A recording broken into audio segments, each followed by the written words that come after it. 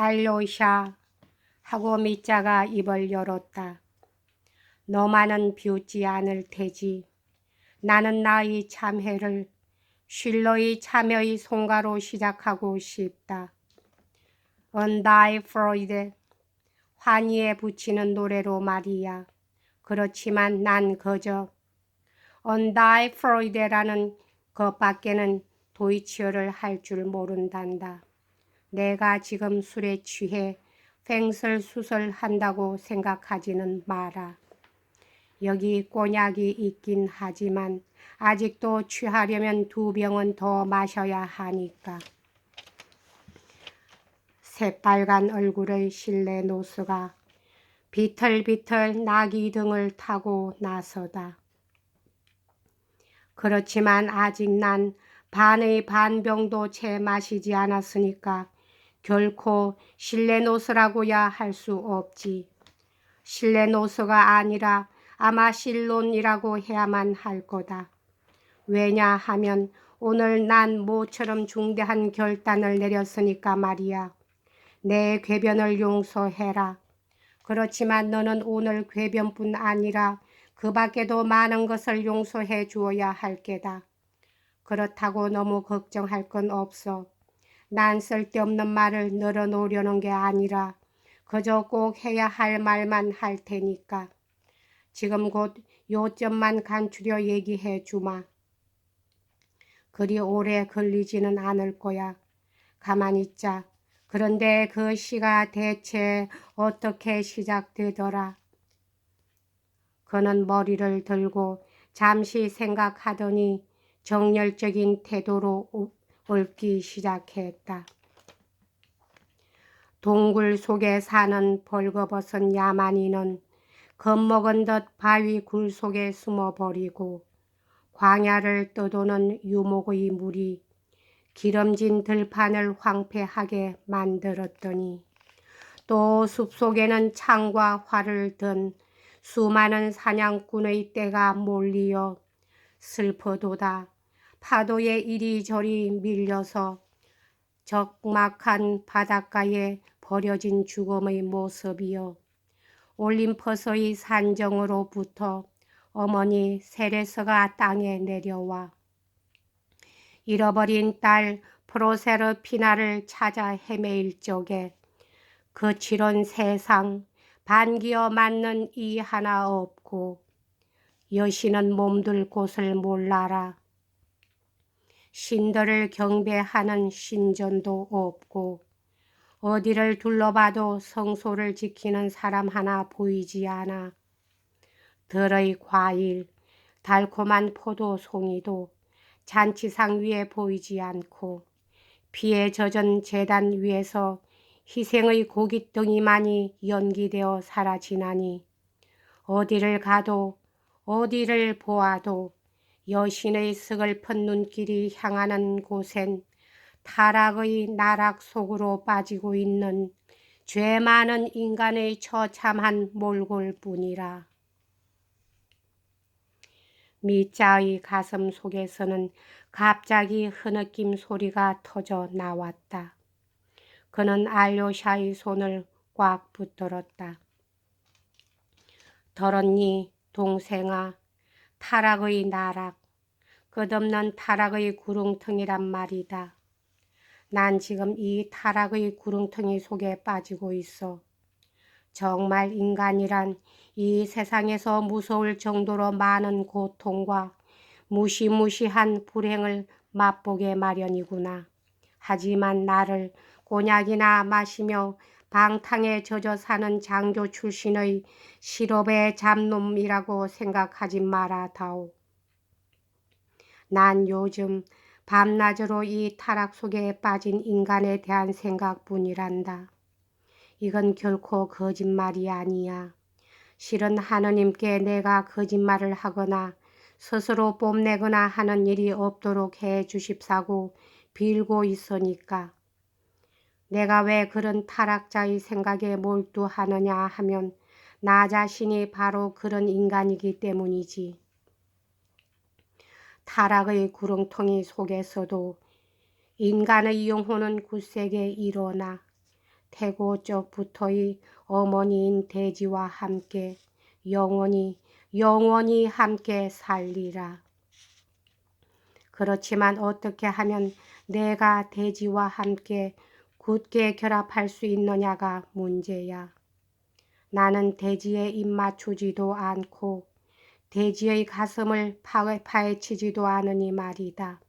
내가 정말 농부나 목동이 될 수 있을까? 나는 지금 이렇게 살아가면서도 내가 과연 오욕 속으로 떨어져 들어가고 있는지 아니면 광명과 환희 속으로 향하고 있는 것인지 도무지 분간을 못하고 있거든. 바로 여기에 나의 불행이 있지. 내겐 이 세상 모두가 수수께끼니까.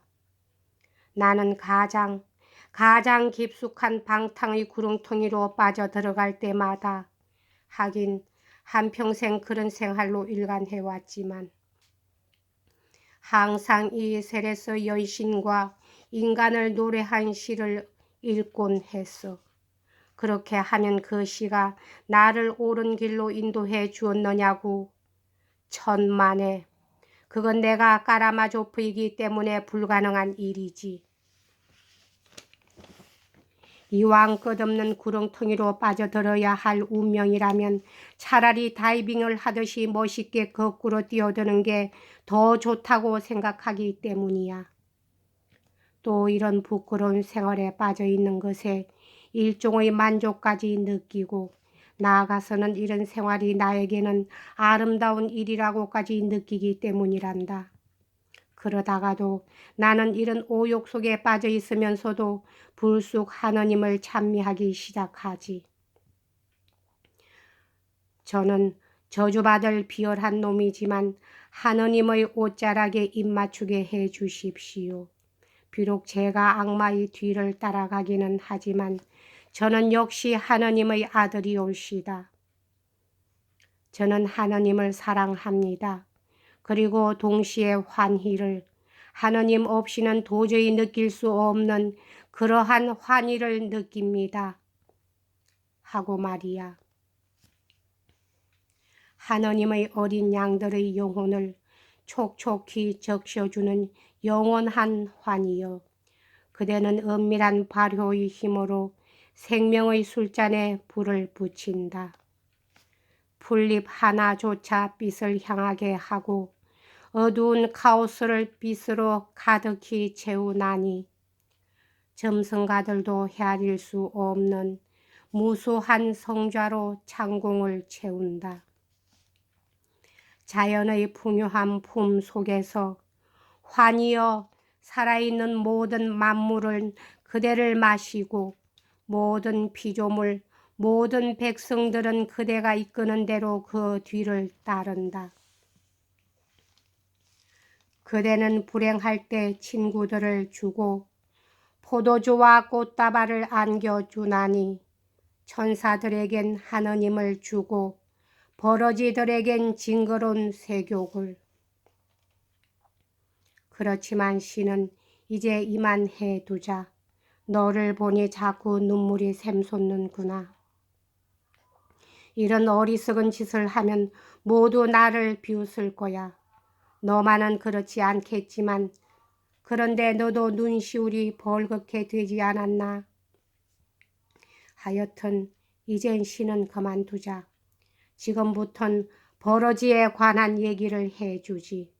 하느님께서 세욕이란 걸 보내주신 버러지의 얘기를. 버러지들에겐 징그러운 세욕을. 알겠니 동생아? 내가 바로 그 버러지란 말이다. 우리 까라마조프 집안 식구들은 모두 이런 버러지들이란 말이다. 이런 버러지들이지만 그 중에도 특히 내가 그렇거든. 그러니 너희 마음속에도 이 버러지가 살고 있으면서 내 피 속에 폭풍을 일으키고 있는 거란다. 암 폭풍이고 말고. 이건 폭풍보다 더하지. 정욕은 폭풍이니까. 아름답다는 건 정말 소름이 끼칠 만큼 무서운 대상이야. 왜 무서우냐 하면 그 무서운 이유를 분명히 설명할 수 없기 때문에 더욱 그렇지. 하느님께서는 우리에게 수수께끼만을 던져주셨거든. 아름다움 속에는 극단적으로 모순되는 두 개의 성질이 같이 포함되어 있어. 나는 그리 학식은 없는 놈이지만 이 문제에 관해서만은 여러모로 곰곰 생각해 본 게 있지. 이 세상에는 헤아릴 수도 없을 만큼 많은 신비와 수수께끼가 도사리고 있어서 언제나 우리 인간들을 괴롭히고 있단다. 이 수수께끼를 거저 놀라운 것 마치 물속에 들어갔다가 나오되 옷은 적셔서는 안 된다는 거나 마찬가지 얘기야.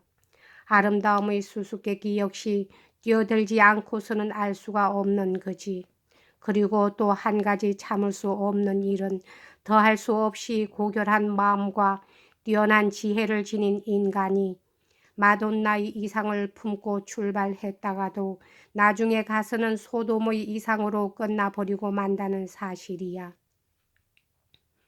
그러나 그보다도 더 무서운 게 있지. 그것은 이미 소돔의 마음을 품고 있는 사람이 마돈나의 이상을 포기하지 않고 그것을 위해 순결무구한 청년시대처럼 가슴을 불태우고 있다는 사실이야. 인간의 마음이란 정말 헤아릴 수도 없이 넓은 것이어서 조금 좁혔으면 좋겠다는 생각이 들 정도거든.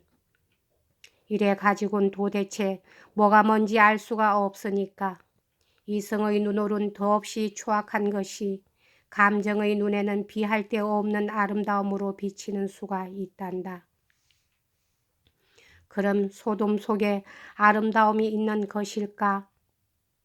대부분의 인간은 바로 소돔 속에 아름다움이 있다고들 믿고 있지. 너는 이 비밀을 알고 있니? 아름다움이란 비단 무서울 뿐만 아니라 신비롭기까지 하거든. 아름다움 속에서는 악마와 신이 서로 싸우고 있어서 그 싸움터가 바로 인간의 마음속이야. 그건 그렇고 사람이란 항상 자기의 아픈 곳만 가지고 얘기하게 마련인 모양이지. 자, 그럼 이젠 본론으로 들어가 보기로 하자.